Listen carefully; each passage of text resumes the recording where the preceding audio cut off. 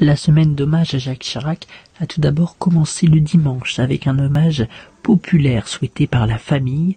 Le Premier ministre s'est rendu le matin même avant la fermeture de cet hommage sur place. Ensuite a eu lieu un hommage militaire présidé par le président Emmanuel Macron. Ensuite, la famille, dans la plus simple intimité, s'est retranchée pour un hommage, quant à elle, national, avec la présence de Bernadette Chirac aux alentours de 9h30.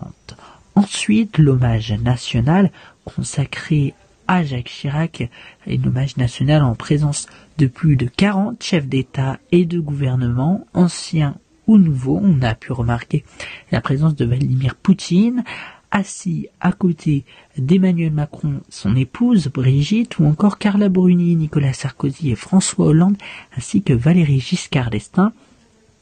Claude Chirac et son époux étaient à la droite et Bernadette Chirac n'était pas présente sur la cérémonie car son état de santé ne le permettait pas. Le grand buzz, car ils auraient eu une discussion sur Bernadette Chirac. François Hollande s'est exprimé à cet avou. Ils ont voulu mettre ce qu'ils pensaient que j'avais pu dire. De la curiosité aussi. Et de la curiosité, légitime d'ailleurs. Et en fait, la réalité est beaucoup plus triste et simple.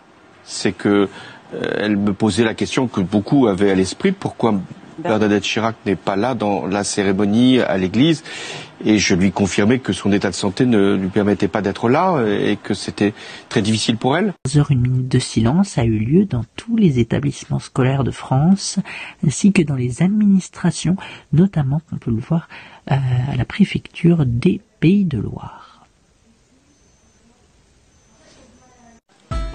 Il a ensuite été inhumé au cimetière de Montparnasse.